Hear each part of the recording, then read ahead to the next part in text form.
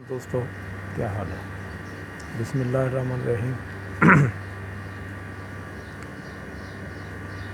آج تاریخ ہے پہلی، یعنی 1 تاریخ ہے، 6واں مہینہ ہے 2020۔ تو آج یو اے ای میں جو کرونا کی صورتحال ہے اس کی صورتحال میں آپ کو بتاتا ہوں۔ لیٹسٹ نیوز ہے 34,557۔ ریکور کیسے کی تعداد ہے وہ ہے 17,932، اور ڈیتھ جو ہوئی ہیں 264 ہے۔ اس طرح ورلڈ میں جو کرونا کی پوزیشن ہے 61,32,154، اور ریکور جو کیسے کی تعداد ہے وہ ہے 26,31,567، اور ڈیتھ کی جو تعداد ہے وہ ہے 3,71,154۔ تو اسی طرح پاکستان میں جو کیسز کی تعداد ہے وہ ہے 69,496، اور ریکور کیسز کی جو تعداد ہے وہ ہے 25,271، اور ڈیتھ کی جو پوزیشن ہے وہ ہے 1,483۔ یہ تو کرونا کی پوزیشن ہے۔ کرونا جب سے آیا ہے اس نے ایک کنفیوژن پیدا کر دیا ہے پوری دنیا میں۔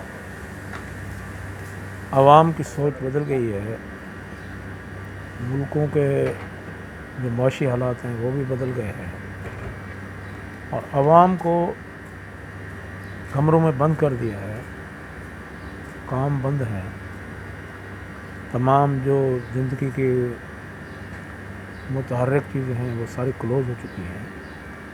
تو انسان ایک ٹینشن میں آ گیا ہے، وہ کہیں نہ کہیں سے اپنی ٹینشن کو کریٹ کرنا چاہتا ہے۔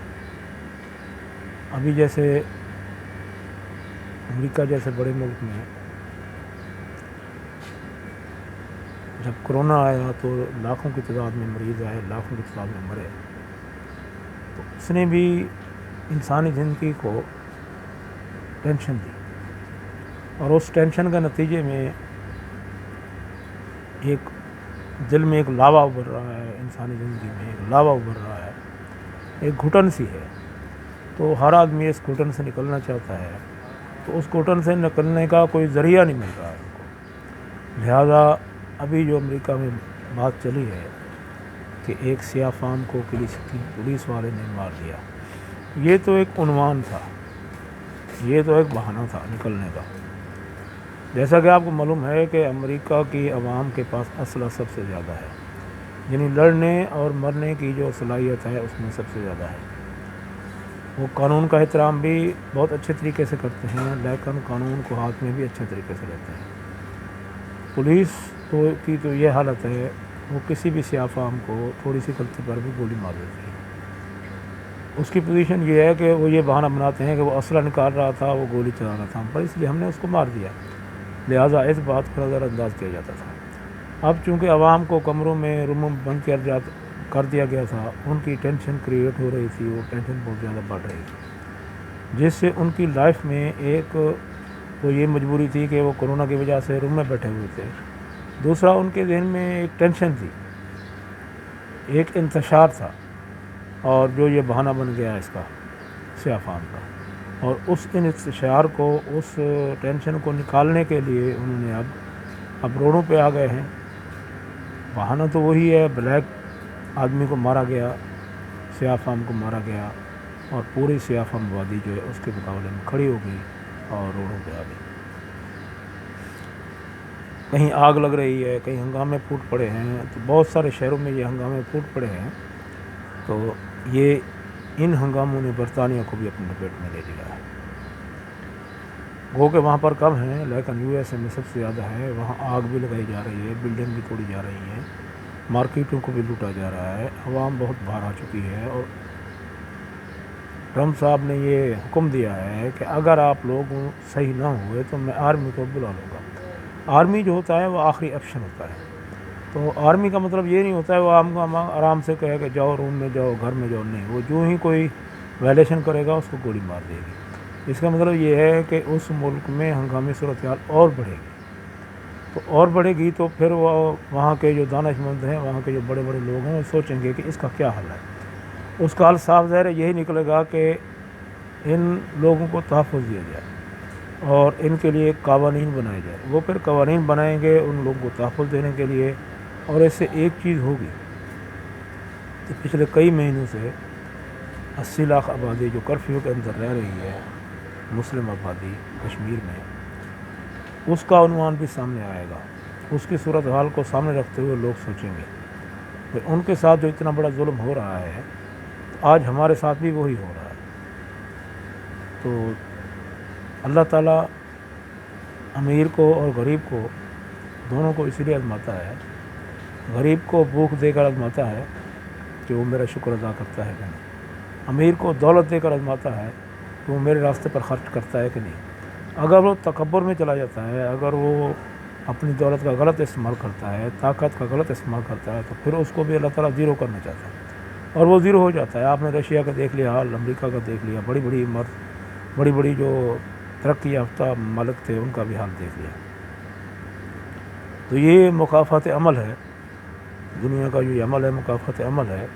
تو ہم لوگ سوچتے نہیں ہیں. اگر ہم تھوڑا سا سوچیں غریب لوگوں کے بارے میں یا غریب ممالک کے بارے میں، تو ہمیں ان چیزوں سے نہ گزرنا پڑے. تو پاکستان UN میں ہر پلیٹ فارم پر کشمیر کے آواز اٹھاتا رہا، لیکن لوگ خاموش رہے. آج جب USA میں کرفیو ہے، وہاں آگ لگی ہوئی ہے اور بعض علاقوں میں تو کرفیو بھی نافذ ہو چکا ہے. اب امریکہ کے پریزیڈنٹ صاحب نے ملٹری یعنی آرمی بلانے کا عندیہ دیا ہے کہ میں آرمی بلاؤں گا. تو آرمی کا مطلب یہ ہے مکمل لاک ڈاؤن، اور کوئی بھی حرکت کرے گا تو اس کو گولی مار دی جائے گی. تو یہ صورتحال ہے میرے سپر پاور کی. تو ٹرمپ اور CIA یہ دونوں مخالف ہو چکے ہیں. یعنی CIA نہیں چاہتی کہ ٹرمپ کی حکومت دوبارہ آئے یا ٹرمپ رہے. تو ہو سکتا ہے یہ CIA کا پلان بھی ہو، کیونکہ CIA کا پلان جب بھی ہوتا ہے اپنے ملک کے خلاف ہوتا ہے. وہ اپنے ملک کی عوام کو مارتی ہے، پھر اسی ایجنڈے کو لے کر پوری دنیا میں حکومت کرنا چاہتی ہے. اب یہ وار اللہ کرے گا خطا ہوگا. اب وہ اپنی میں پڑ جائیں گے، کیونکہ اب ان کے پاس سرمایہ بھی نہیں ہے، اب ان کے پاس کوئی جواز بھی نہیں ہے، اب ان کے پاس کوئی مورل بھی نہیں ہے کہ کسی بھی ہنگامی صورت میں کوئی عربی شناختی کارڈ یا کسی مسلم کا شناختی کارڈ دکھا کر پوری دنیا پر حملہ آور ہوں گے. ابھی کوئی ایسا مسئلہ نہیں ہے. ابھی اپنی جو ڈھولکی ہے ان کے اپنے گلے میں پڑی ہوئی ہے، وہ خود ہی بجائیں گے. تو ابھی USA کو اپنی پڑ چکی ہے، اور اس کا جو سپر پاور کا مرحلہ ہے وہ بھی ختم ہو چکا ہے. پوری دنیا اب چائنا کی طرف دیکھ رہی ہے اور چائنا کو سپر پاور ماننا چاہتی ہے. چائنا اس لحاظ سے بہتر ہے، ایک تو اس کی پروڈکٹ پوری دنیا میں پورے گھروں میں اویلیبل ہے، اور چائنا کی پروڈکٹ سستی بھی ہے، اور پوری بزنس کی دنیا پر بھی وہ چھایا ہوا ہے. اور ایون کہ امریکہ کی بزنس کی دنیا میں اسی کا وہی چھایا ہوا ہے. بلکہ یورپ میں اب اس کی مانگ زیادہ ہے، اور گلف میں تو آلریڈی ہے، اس کی مارکیٹ ہے، لیکن اب یورپ میں بھی اس کی مانگ بڑھ رہی ہے. اور یورپ بھی اب امریکہ کی طرف چائنا کی طرف جھکتا ہوا نظر آ رہا ہے، امریکہ کو رد کرتا ہوا نظر آ رہا ہے. اور یہ بوکھلاہٹ بھی ٹرمپ کے لیے معنی خیز ہے. تو اس طرح چائنا، انڈیا، پاکستان یہ اس وقت دنیا میں سر فہرست ہے. ان کا کیا ہوگا؟ ان کا ہونا کیا ہے؟ ہونا وہی ہے جو میرے اللہ نے چاہنا ہے، جو میرے اللہ کو منظور ہوگا وہی ہوگا. لیکن ان کی گیم کیا ہے؟ ان کی پہلے تو گیم یہ تھی کہ چائنا اور انڈیا کو آپس میں لڑایا جائے اور پشت بنائی اس کو USA کرے. لیکن اب USA کے اپنے حالات خراب ہو گئے ہیں، اس نے تمام لڑائیوں سے اپنا ہاتھ کھینچ لیا ہے. اب وہ اپنی لڑائی لڑ رہا ہے، اپنے ملک کی معاشی صورتحال کو دیکھتے ہوئے وہ کسی ملک میں پنگا نہیں لینا چاہتا ہے. لہذا اس نے آزاد چھوڑ دیا ہے، چائنا جانے، انڈیا جانے، پاکستان جانے. اب ان کی صورتحال کیا ہے؟ ان کی صورتحال یہ ہے کہ جہاں پر چائنا معاشی طور پر مضبوط ہو رہا ہے، وہاں ان کی آرمی بھی ایکٹیو ہو چکی ہے. چینی صدر نے اپنی آرمی کو تیار رہنے کا حکم دے دیا ہے، اور وہ تیار رہنے کا حکم ہمارے ہمسایہ ملکوں کے لیے بہت بڑی یعنی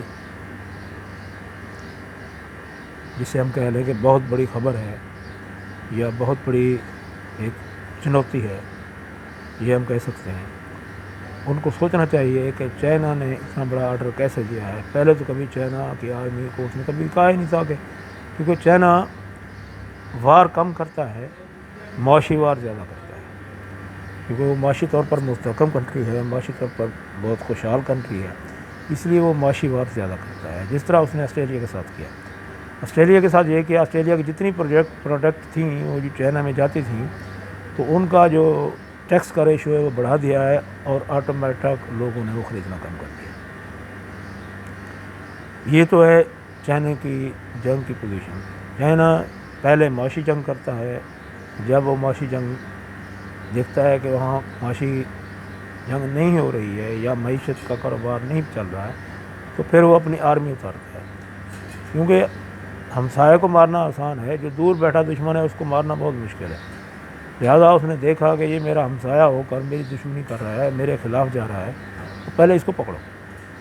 اس نے پہلے اس کو پکڑا، اور اس وقت یہ پوزیشن ہے کہ انڈیا کی آرمی خاموش تماشائی بن کر دیکھ رہی ہے کہ کیا ہو رہا ہے، اور انڈین ایئر بیس پر بھی کوئی اڑان نظر نہیں آ رہی ہے، کوئی حرکت نظر نہیں آ رہی ہے، کوئی ایکٹیویٹی نظر نہیں آ رہی ہے، بلکہ ہمیں جو یہ سمجھ آ رہی ہے کہ انڈیا کی آرمی نے کام کرنے سے انکار کر دیا ہے، کہ ہم نہیں لڑتے بھائی، اب تم جا کر لڑو۔ یہ صورتحال ہے۔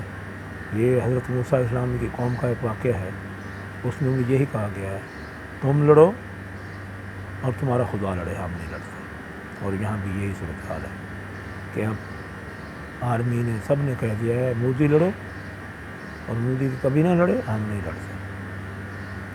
بارڈر پر تو بیٹھے ہیں، بہانہ تو بنایا ہوا ہے، کیونکہ روزی ہے ان کی، لیکن لڑائی کی طرف ان کا کوئی رجحان نہیں ہے، بلکہ انہوں نے صاف کہہ دیا ہے کہ ہم چائنا کے ساتھ نہیں لڑ سکتے، ہم اس کا مقابلہ نہیں کر سکتے کسی سطح پر بھی، بری ہو، بحری ہو یا فضائی ہو۔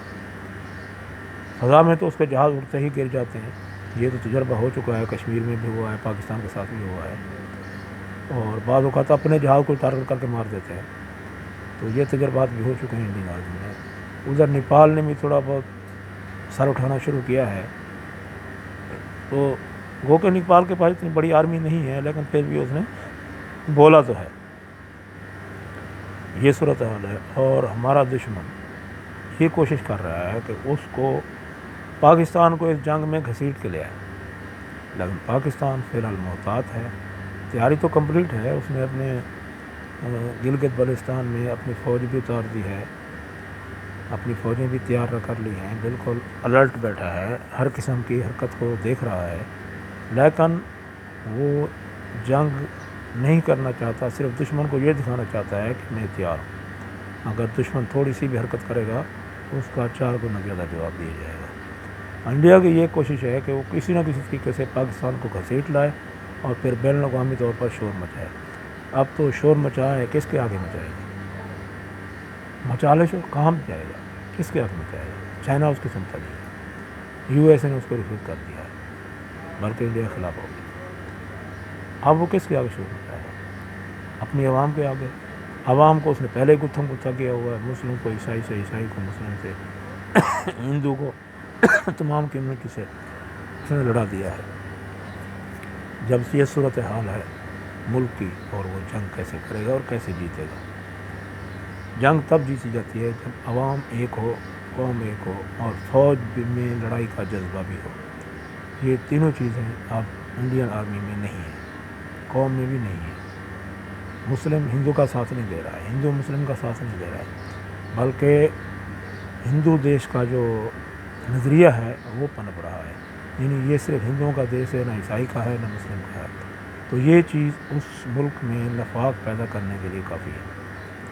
باقی ہمارا ملک میں سیاسی طور پر تو یہ نفاق ہے، ہمارے اپوزیشن لیڈر تو ملک دشمن ہیں ہی ہیں، اس میں کچھ ہمارے مقتدر ادارے بھی ہیں جس میں عدلیہ بھی شامل ہے، جس میں ہمارے جو بیوروکریسی ہے وہ بھی شامل ہے، تو لیکن ہمارے جو بڑے ادارے ہیں یعنی پاکستان حکومت اور پاکستان آرمی، وہ ملک کے لیے لڑ رہی ہے، ملک کی اکنامی کو بڑھا رہی ہے، اور ملک کی سطح پر اس سے نمٹ بھی رہی ہے۔ اور 24 آور اس پر نگرانی بھی کی جا رہی ہے. یہ بہت اچھا اقدام ہے. لیکن اگر ہمارے دوسرے ادارے اور عوام بھی ایک ہو جائے اور پولیٹیشین بھی ایک ہو جائیں تو ہمارا ملک بہت آگے جائے گا. پچھلے دنوں پاکستان میں ٹڈی دل کا حملہ ہوا. اس ٹڈی دل نے پنجاب، سرحد، سندھ اور تمام جو صوبوں کی جو مین سٹریم ہے یعنی زراعت ہے اس پر حملہ کیا ہے. آپ کو معلوم ہونا چاہیے ٹڈی دل 1-2 کی تعداد میں آتی ہے، کروڑوں کی تعداد میں آتی ہے اور فصلوں پر بیٹھ جاتی ہے، ان کو پتے کھا جاتی ہے. اور اب اس کو مارنے کا مہم بھی شروع ہو چکی ہے، لیکن وہ کم سطح پر ہے یعنی چھوٹے پیمانے پر ہے. ہمیں کچھ بڑا کرنا چاہیے، اس کو مارنا چاہیے اور اس کو ہماری فصلوں کو بچانا چاہیے. اگر ہم فصل نہ بچا سکیں نیکسٹ ایئر ہمیں جو زرعی طور پر جو زرعی مبادلہ ہے وہ بھی کم ہوگا اور ہمارا ملک خشک سالی جسے ہم کہتے ہیں یعنی ہماری فصلیں کم ہوں گی اور ہمارے جو خرچہ ہے، ہمارے جو کھانے پینے کی خوراک ہے وہ کم ہوگی. کاٹن ہماری کم ہوگی. کاٹن سے ہمارا زرعی مبادلہ آتا ہے، زرعی مبادلہ بھی کم ہو جائے گا، جس سے ہماری زراعت، ہمارے پھل فروٹ اور ہماری جو یہ سبزیاں ہیں یہ بھی ختم ہو جائیں گی اور ہمارا ملک اس بحران سے نمٹ نہیں پائے گا. کیونکہ 3 بحران تو آلریڈی ہیں ہمارے ملک میں. پہلا بحران جو ہے وہ ہے معاشی طور پر ہے کہ ہم کمزور ملک ہیں. دوسرا جو بحران ہے وہ کرونا کا ہے اور تیسرا بحران یہ آ گیا ہے یعنی ٹڈی دل کا. ٹڈی دل کے بحران سے یہ ہے کہ ہم پہلی بات تو یہ ہے کہ سپرے کریں اور دوسری بات یہ ہے جس علاقوں میں کاٹن تباہ ہو چکی ہے اس کو ہم سیڈ پرووائڈ کریں، ان کو ہم کھاد پرووائڈ کریں اور تاکہ اس فصل کو دوبارہ اٹھایا جا سکے. تو یہ ضروری ہے. باقی پھل جو ہے وہ تو ایک دفعہ لگتا ہے، دوبارہ تو لگتا ہی نہیں ہے. لیکن کپاس کو ہم دوبارہ اگا سکتے ہیں، کوشش کر سکتے ہیں اپنی معیشت کو بحال کرنے کی، اپنے زرعی مبادلہ کو بچانے کی. یہ ہماری کوشش ہونی چاہیے.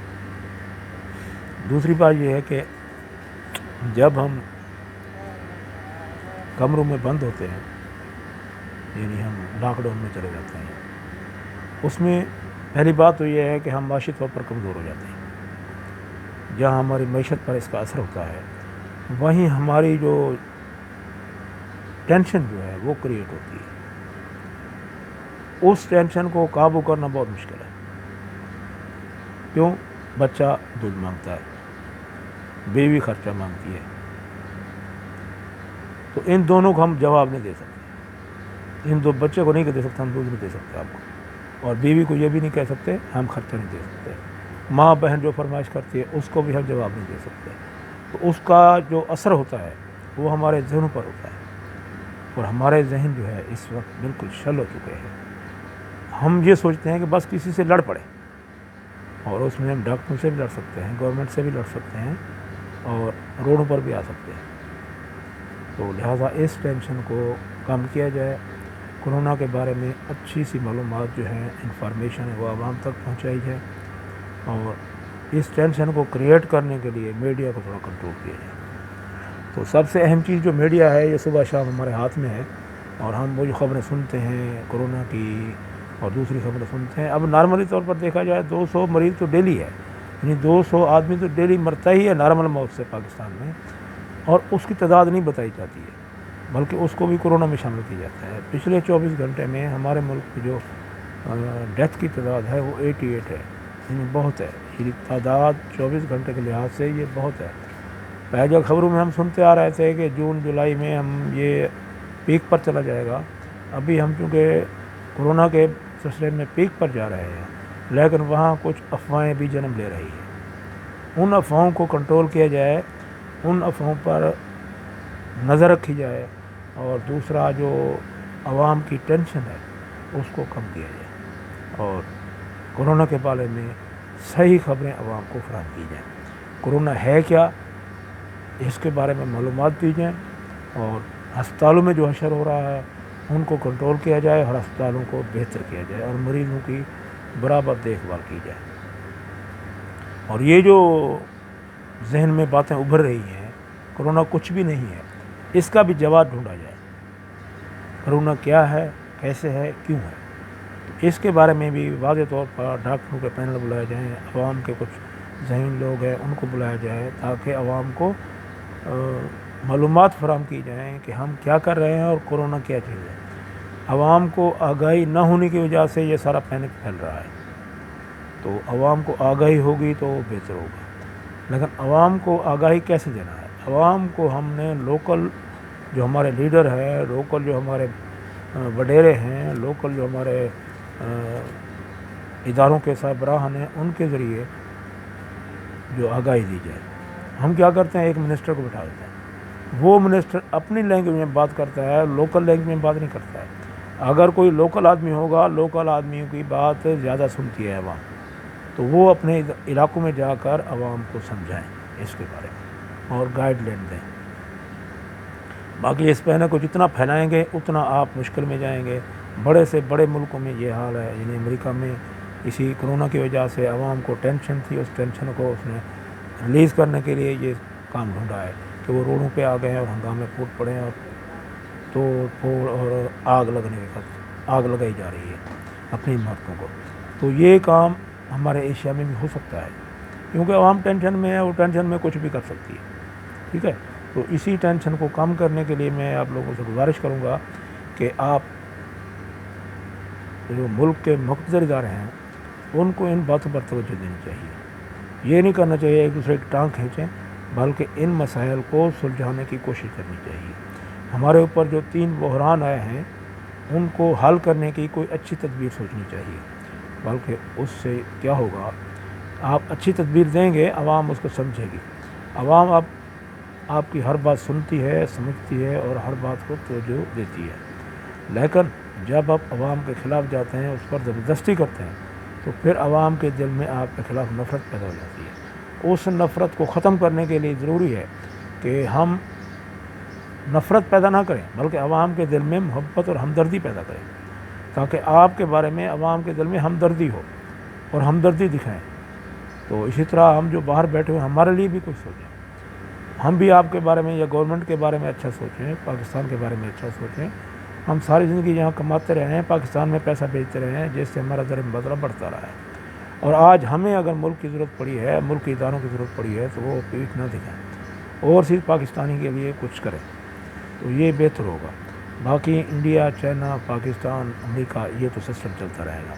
اور یہ جو معاشی وار ہے یہ بھی چلتی رہے گی، کیونکہ معاشی طور پر پوری دنیا اب چائنا کی طرف دیکھ رہی ہے اور انڈیا یہ چاہتا ہے کہ میں اور امریکہ مل کے یہاں دادا گیری کریں. یہ کبھی ہو نہیں سکتا اور یہ ہم کبھی ہونے نہیں دیں گے انشاءاللہ. پاکستان زندہ باد، پاکستان آرمی زندہ باد. میری ویڈیو اچھی لگے تو لائک کیجیے، شیئر کیجیے اور اچھے سے کمنٹس بھی کیجیے اور بیل آئیکن کو دبانا مت بھولیے تاکہ میری ہر لیٹسٹ ویڈیو آپ تک پہنچتی رہے. اوکے، اللہ حافظ.